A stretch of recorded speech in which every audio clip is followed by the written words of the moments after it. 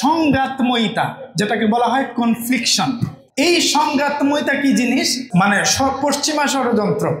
এরা সংঘাতে বিশ্বাসী। আচ্ছা, এরা বলে যে মুসলমানরা হইতেছে একটা সন্ত্রাসবাদের ধর্ম, এরা জঙ্গি, এরা বোমা মারে, এরা গুলি করে, এরা বন্দুক নিয়ে হাঁটে, এই ধরনের কথা আমাদেরকে বলে। ইন্ডিয়াতে যারা মুভি বানায়, এই ইন্ডাস্ট্রি, এটার নাম আছে একটা বলিউড। আবার যারা আমেরিকাতে মুভি বানায়, এদেরকে বলা হয় হলিউড। তো এরা প্রতি বছরে এরকম 100 ছবি, মানে 100টা মুভি বানায়, যেটাতে দেখানো হয় মানে মুসলমানরা মারামারি করতেছে, গুলাগুলি করতেছে, তারপরে বোমা মারছে, এই ধরনের কথাবার্তা বলা হয়।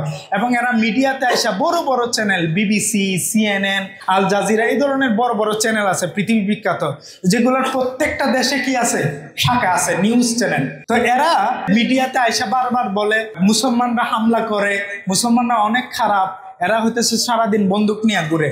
এটা মানুষকে ভুল বুঝানোর জন্য বলে। আমি কয়েকটা উদাহরণ দেই। আচ্ছা, তোমরা ইরানের নাম শুনছো? এই রিসেন্টলি কিছুদিন আগে ইসরায়েল কি করছে? কোথায় বোমা মারছে?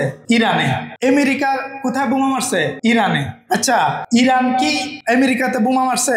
মারে নাই। আচ্ছা, তোমরা ইরাকের নাম শুনছো না? ইরাক কোন জায়গায় জানো? আব্দুল কাদের জিলানির নাম শুনছো? উনার মাজার আছে কোথায়? ইরাকের বাগদাদ। এই ইরাককে গত 7-10 বছরে একদম টোটালি ধ্বংস করে দেওয়া হয়েছে। ওই দেশের ইকোনমি, মানে অর্থনৈতিক অবস্থা আমাদের চাইতে সবচেয়ে খারাপ। এবং ওখানে সরাসরি আমেরিকার কি গেছে? সৈন্য গেছে, যারা ওখানে 40টার মতো সেনাঘাঁটি করে পুরো দেশটাকে একদম কি করে দিছে? নষ্ট করে দিছে। ইরাক কি কখনো আমেরিকার উপরে বোমা মারছে? মারে নাই। আচ্ছা, আফগানিস্তানের কথা শুনছো না তোমরা? সারা জীবন আমরা শুনছি আফগানিস্তান কি একটা জঙ্গি রাষ্ট্র, অনেক খারাপ। তো আফগানিস্তানে বোমা মারছে কে? গিয়া আমেরিকা মারছে। গুলি করে মানুষ মারছে কে? আমেরিকা।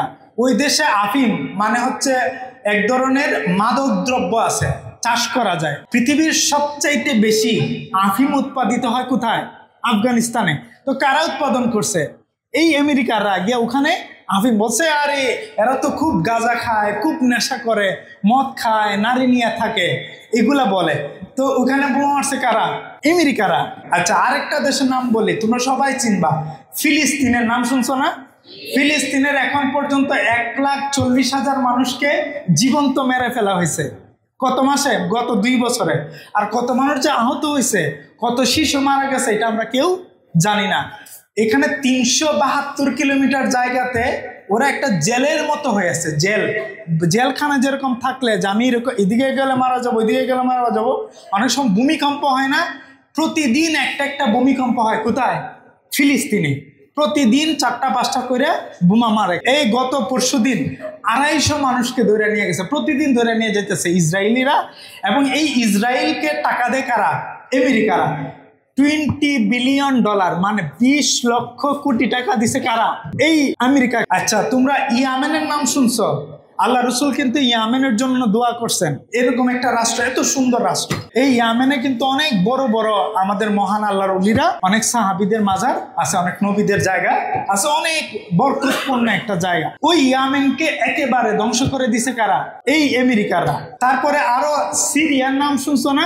আমাদের দেশে আয়নাঘর ছিল না আওয়ামী লীগের আমলে? এরকম ভাবে 5,000-এর মতো আয়নাঘর আছে কোথায়? সিরিয়াতে। সিরিয়ার মানুষদেরকে বন্দী করে রাখা হয়েছে। আমাদের আয়নাঘর তো জমিনের উপরে, কিন্তু সিরিয়ার আয়নাঘর হচ্ছে একদম ভূমিষ্ঠের নিচে, মরুভূমির মাঝখানে।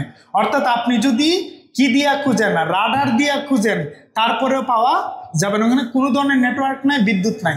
এখন আবার যে সরকার বসাইছে ওইটাও আবার আমেরিকারই সরকার। তাহলে কটা কথা বললাম? সিরিয়া, ইয়ামেন, ইরাক, তারপরে ইরান, ফিলিস্তিন, 5টা দেশের কথা বললাম না? এগুলা হইতেছে একেবারে ধ্বংস করে দেওয়া হয়েছে। আর অর্ধেক ধ্বংস করে দেওয়া হয়েছে এইরকম দেশের নাম হচ্ছে জর্ডান, লিবিয়া, লেবানন। তারপরে এই ধরনের এই দেশের আশেপাশে আরো, আমার নাম সব মাথায় আসতেছে না। তো দেখো, যতগুলা মুসলমান রাষ্ট্র, এগুলো হচ্ছে অর্ধেক ধ্বংস করে দেওয়া হয়েছে। মানে যেগুলা বিল্ডিং নষ্ট করা হয়েছে, বোমা মারা হয়েছে, এই ধরনের। আর বোমা মারে নাই, বিল্ডিংও নষ্ট করে নাই, কিন্তু মানুষ সে কিনে ফেলছে। এই ধরনের রাষ্ট্র কয়টা জানো? 56টা। মানে সমস্ত মুসলিম রাষ্ট্রকে ওরা কিনে ফেলছে, একটাও নাই, সৌদি আরব সহ।